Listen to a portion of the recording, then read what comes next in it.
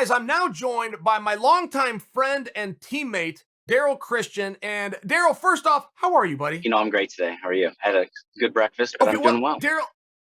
Darryl, I feel like we should disclose this to the audience, which is you and I are about to fly out and watch the trials. Now, the point being, the audience won't hear this until Monday. The trials are done. So if we don't reference the trials or if we speculate about what's going to happen at the trials, I just want the audience to know we've recorded this, put this in the can, as they say in show business, and then we're going to go out and watch the great matches. So let's begin from there. What are you most looking forward to? I'm just looking forward to the excitement. All these guys have put this on the line for several months through COVID.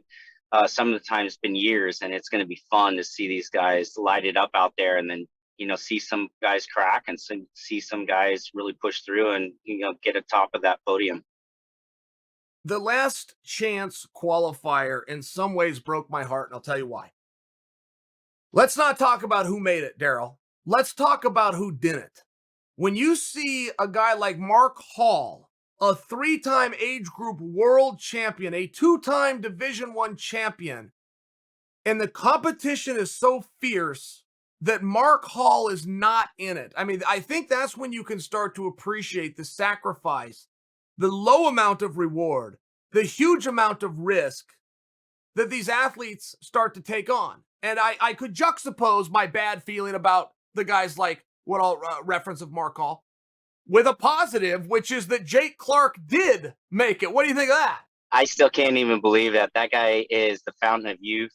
He takes time off, still comes back. But again, it goes into these things are unforgiving, and the clock for all of these athletes are different.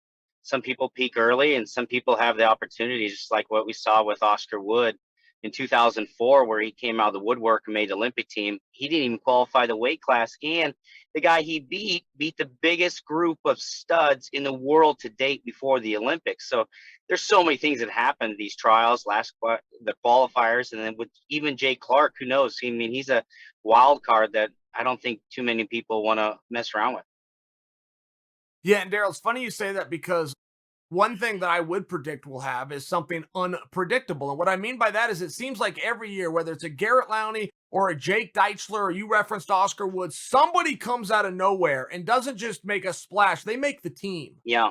Somebody between the Greco, the freestyle, and the women's that we weren't expecting to do well, a number 5, a number 4, is going to make the team if history is a trajectory to the future in this case. Well, it's interesting because some of these trials, some rules are changed. I mean, let's not forget going back to 2004 too with Jamil Kelly. He was something that he was getting beaten in the open. He was getting beat in certain things. He had some flashes. Obviously, John Smith, all those guys prepped these guys. Cormier, Mo Lawal. But the funny thing is along comes the clinch. He starts training with the Greco team, and he dominates everyone from the clinch into making an Olympic team, and then a World Olympic silver medal out of nowhere from what? A rule change, and he capitalized on it. Sure. Oh, I love that example. I mean, it's very real. Dean Heil, more recent example, but he was a victim of a rule change. 2-time undefeated NCAA champion. They changed the rules, and he ends up not placing. I mean, just to speak to how strong that is. Darryl, I want to go back to Jake Clark real fast. I want to tell you my experience with him. So, Jake Clark, for any of you that don't know, has been at the Olympic trials in every trials since the year 2000, including this one. Okay, Jake Clark qualified, he'll be at this one. But Darryl, Jake Clark was wrestling for the Marines, and he just wrestled Greco. But if he ever showed up to an event where he could do both styles, he would enter freestyle, and then he would do very well in that. I can remember being at the University Nationals, and year was 1999. I kept telling Chuck Kearney, our coach, I kept telling him, you need to go recruit this guy. You need to go talk. And I didn't even know his name. I just called him the Marine, right? Because he had the brother, Joey, and I still don't know if they were twins or a year apart, but I just called him the Marine. Hey, the Marine won again. Hey, the Marine's doing freestyle. He's in the quarterfinals. Yeah. Hey, the Marine. And I remember the Marine ended up in the finals, but it was against Iowa State, the stud from Iowa State, Joe Heskett. Oh, yes. Yeah, he had heart condition. So yeah, that's right. I told Chuck, I said, hey, the Marine's getting ready to wrestle Heskett, and the Marine's going to beat him. Oh no, he'll never beat Heskett. I said, well, he beaten 3 All-Americans to get here. I think he's going to beat Heskett. Now he did it. He lost 4-1, but he had won the Greco. So he's had like 15 matches. He comes through everybody, loses 4-1 to Heskett, which also represented Heskett's closest and hardest match. We still didn't know the guy's name. It was just the Marine. And I kept telling, and so Chuck put me in charge of it. He goes, "Baby, you go recruit him. You go tell him, find out what he needs. You get him out to org." It's like, well, I'm not really comfortable doing that, but at any rate, that was my story with the Marine, who's still out there beating guys today, man. How cool is that? Oh, I think it's awesome. You know what? It's interesting you talk about Jake, and then you cannot forget his brother, Joey Clark. So both brothers, mind you, we've got the Petersons, we've got, I mean, you've got multiple different brothers of brands through the years that wrestled. But you can't forget these two brothers that are tough as nails, both Marines. Joey Clark, who also was never stopped wrestling. Then you have Jake, who's more passive but super explosive. And I draw these guys at World Team Trials. I draw Joey Clark first round. I just remember getting Tough draw. hit in the face, elbowed, head butted, you name it. The guy just claws to victory. So I was luckily enough to beat him first round. I go through the tournament. Later on, I have to wrestle Jake Clark going for national team, to make the national team and basically get money in this sport. I had to wrestle Jake Clark, and I would never forget it because Joey Clark's now in his corner, and he's coaching against me. I end up winning the match, and to this day, I don't know if I've ever wrestled two tougher guys, two brothers in the same tournament, and I was able to get the upper hand that tournament, luckily enough. But I can't say enough about how Jake, where he's at right now. I think that it's awesome for all of us. I mean, we look at all these different wrestlers that have wrestled later on in the career. I'm just excited to see him get out there. I am too. Yeah, to watch him hold up, and I watched him at the Last Chance, and it wasn't the same. It wasn't the same guy, but it's still something very special. The mere fact that he's doing it, and he's still got a goal, and he's still driven me. There's so many positives that come from it, I guess, that I know who I'm cheering for. Yep. I'm going to be cheering for him the entire time. Yep. But I'll be cheering for different things. Yep. I'll be cheering the length of the match. I'll be cheering he doesn't get hurt. I'll be cheering he scores in this position. It'll be different, but it's still something to come along. And I just appreciate it. I know that we're looking forward to the real big ones, which of course is Burroughs versus Dake. Yep. And of course, Cox versus Schneider. And one thing, as we're leading into the trials, Darryl, that I make sure you saw this, Imar is out. Wow. Did you see that? I didn't see that. Well, and the reason that's such a big deal is Burroughs sits into the best of 3. Dake gets to sit until the semifinals. Mm-hmm. Now, very likely play is that it would have been Imar versus Dake. And I'll tell you right now, if anybody was going to throw off this Dake versus Burroughs fiasco that people are looking forward to, it's going to be Imar. Mm-hmm. Imar could have come in the right 6 minutes and thrown that whole thing off. I don't know why he's out. I just know that he has withdrawn from the tournament. Yeah, this whole situation with non-Olympic weight classes and Olympic weight classes really has thrown this whole USA team upside down in some sense. You've got guys like Dake who through the years have been waiting. He's had the number of some of our top guys, and he's just waiting out there. And I'm excited because he's finally started having a voice. He was super quiet before. Now he's really having a voice, calling all these guys out around the world. You see where it won the world championship. I think he scored 37 straight points to 0 against.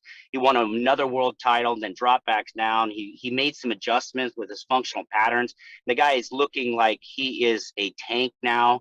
He's completely changed his footwork.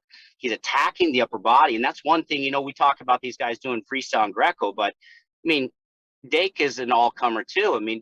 Don't forget, he took on a world medalist in Madison Square Garden. And the biggest thing that we're seeing here is that Dake is really stepping up. Burroughs is obviously tough. And I think as we start to see some of these younger guys come up, it's going to be very, very exciting. I agree with you. It's also going to be very sad. I told you my reflection of the Last Chance qualifier, but to see somebody as great and that went through everything that Mark Hall went through and not even be given the opportunity. But Darryl, we're going to have that too. There's going to be some kind of celebration between the Cox, the Snyder, the Dake, the Burroughs, but then we're going to have a real letdown too. We're going to leave some gold medalists behind for sure.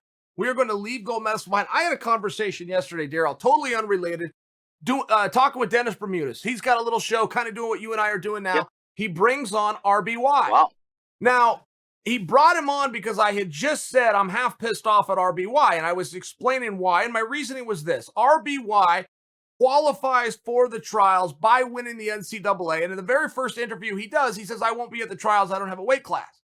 To which I'm looking at and going, well, of course you have a weight class. If you're not over 265, you have a weight class. Right. And then he's going, no, I don't. I'm a tweener. You know, I'm down at this 30 business. I've either got to go 25 or I got to go 45. I'm going to go RBI. Then you go 45. This problem is solved. And so they brought him on. And so now, right, I was talking trash, but now I got to deal with the guy face to face. So I said, but RBY, I am confused. Why aren't you going 45? I mean, this is the experience. You're seeing your teammates, your own Mark Hall by example, but not even qualifying. How could you take an opportunity like this and just say, no, even if it's a beating, how do you not show up and take it to be part of this? He said, Chael, you want to know why? Because I wrestle Zane and I wrestle Nick Lee every day. I know right where I stand. There's no point in me being there. You know what, Darryl? I respected it. After he said that, go, okay, then we're done. If that's the truth and you just simply can't go with these guys, and I get it. But I think what I'm speaking to you is you can't let those opportunities go. You know, I don't agree with Suriano not suiting up for the NCAA this year. I don't know what better preparation for the trials would have been than going through that tournament. It's what Fix did. Something tells me Fix is going to do just fine. Yeah, I think so too. I think that the opportunities are when they present themselves. As you know, and I know, some of these opportunities never come back to you. And I think that, you know, you get to get out there and have fun and see what happens, win or lose. It's just the fact that you actually took that opportunity to do it. I mean, I think that's something that, you know, some of the guys now are worried about the reward versus actually the journey. I think that's the biggest thing. So, Darryl, you will remember your old nemesis, Casey Gillis. Yes. Okay, but Casey Gillis, right? The Casey Gillis, Yeah. Iowa, All-American, Freshman of the Year for the Big Ten. Great wrestler, Casey Gillis. You, of course, know Coach Mayhab. Yep. Okay, so full circle, and of course you know me. Let me tell you a story. In 1993, I was on the cadet world team, and so was Casey Gillis. This is how we met, but we ended up being roommates in Germany. Are you with me? I'm here. Yep. Coach Mayhab comes to our room. We open the door. How can we help you, Coach? He informs us that he's been told by the front desk that we stole the bed. We stole the bed. So Casey and I never been accused of stealing anything. We're 15-year-old kids, and we're looking over our shoulder at the bed. There's only one bed in the room, and Coach is facing it. So we keep looking at the bed, and we look back to Coach Mayhab. Coach Mayhab never gets up. He doesn't go, oh, wait, I see there's the bed. We're in Germany. Maybe there's a language barrier. He starts talking to us about how inappropriate it is to come into a hotel as a guest representing the country and to steal the bed.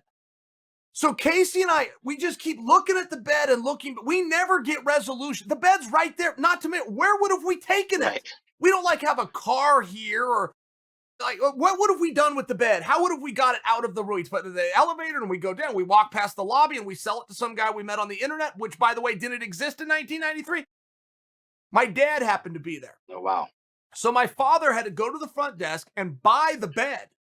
He had to pay them for the bed that Casey and I stole, the very bed that never left our room that we slept on at any rate. Hold the thought, because I reconnect with Coach Mayhab. I'm going somewhere with this. You got to stay with. I reconnect with Coach Mayhab 3 weeks ago. And he calls me, and his number comes up on my phone. Gary Mayhab, Colorado Springs. So I answer the phone without missing a beat. I haven't seen him.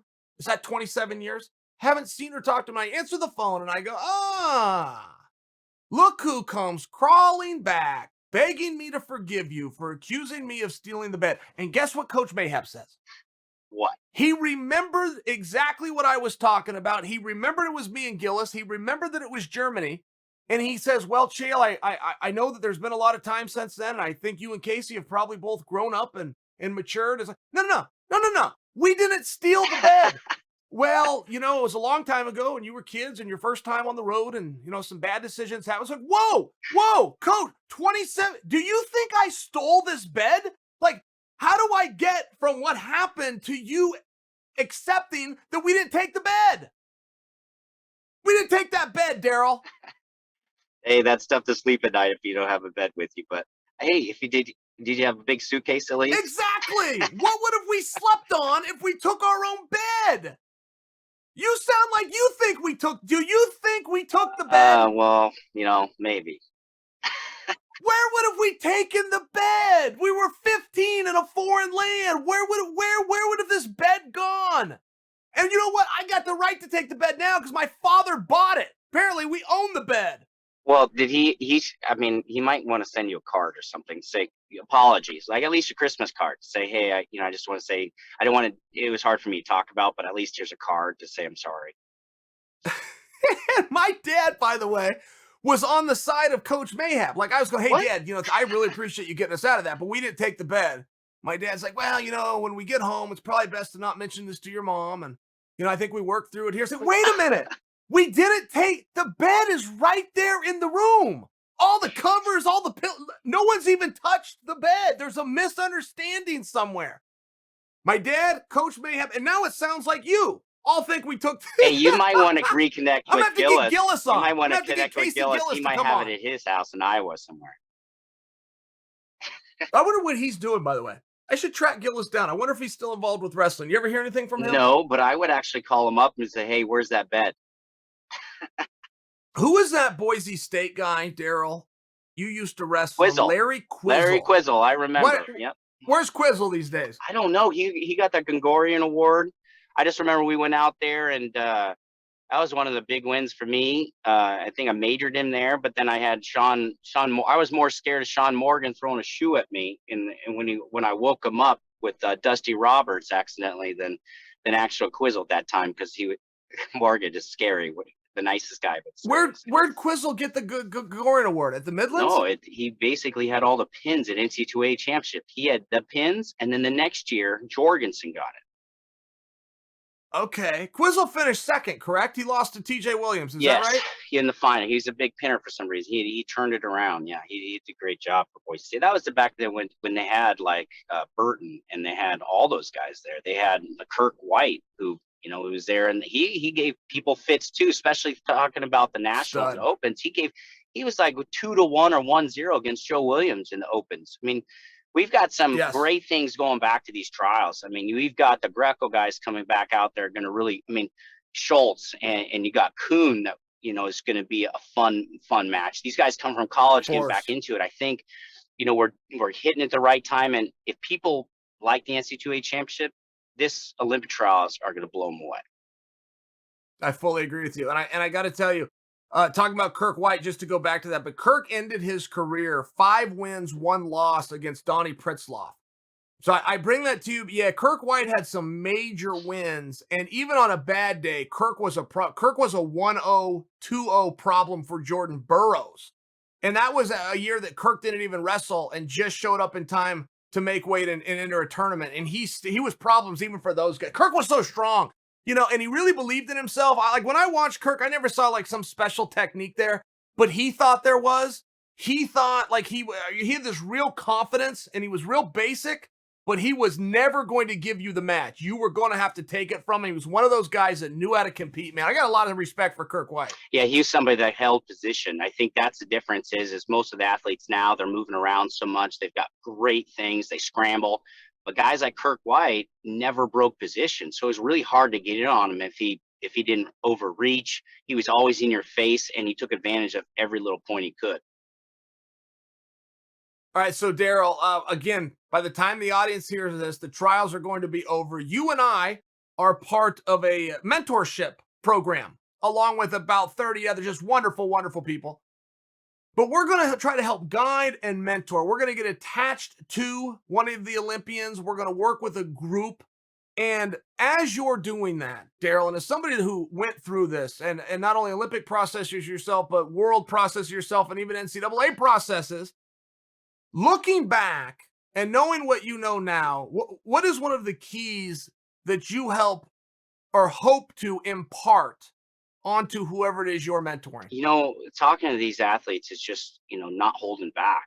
Don't worry about failure. It's part of the process. And I think the biggest thing is majority of them worry about getting there versus, completing the goal right now. And I think just having fun, because this moment they have, sometimes it will never come back to them. If we're not all as efficient, as good, or as actually fountain of youth is the Jake, that we were talking about earlier, and with Jake Clark doing what he's done. Some of these trials are 5 years and done, or 4 years and done. And I think talking to these guys and motivating them and keeping positive. And I mean, we were part of that Olympic camp in 2000 with Rulon, where Rulon and Matt Lindland and Garrett Lowney, and we're sitting there, and you don't know what the future holds, and you're not even ranked in the world, and you have an opportunity, then you knock off the best, the most consistent, going for 16 straight years, 4 Olympics gold medal, Rulon Gardner there. And the whole thing is that, is Steve Frazier and Momir and the guys are around us, like, win the fight and don't worry about what happens. Just show up and do your job and have fun and see what happens. I think that's the biggest thing, versus worrying about what you can't control. And I think that's what I'm going to help impose on these guys, because again, just bring that blue collar attitude. And I think that these guys can have fun, achieve their goals, and also just have, remember these memories through that time. I think that's the biggest thing. Yeah, it sounds so simple what you're saying, right? I mean, essentially what you're saying, to really boil it down, is go do your best. Yep. And I know that we're told that as right, but to do your best is something you learn over time. How do I do my best? Mm-hmm.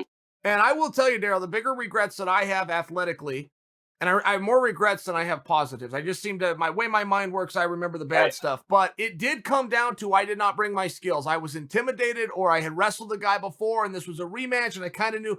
But whatever it was, I didn't okay, let me just put my best. My best against his best. Here's the time, and we'll see who has the points at the end. And those are my regrets. Going out there and trying your best at all times and being right in the moment sounds simple, but as you know, it takes a lifetime to learn. Yep, it does. A lot of it's those trials and tribulations, and also it's in that room. I mean, in the early 2000s, we helped develop that world championship mindset that happened for our USA Greco team. That wasn't overnight. I mean, we had people in there like Grunwald and Bracken and TC Danzler and Saba and Niebuhr, and we had so many guys in there. But you have to bring that toughness, and you almost have to come down to you don't even see it anymore. Without getting in there and being beat down and built up around you, you are forged by the people around you. And I think that's the difference of you don't worry about failing, because you just worry about putting your best effort out there that day, because you will not ever be better than you were that day, regardless how much you train, regardless how much you plan. We've seen that just with Mark Hall. We've seen it with this coronavirus, people getting pulled out.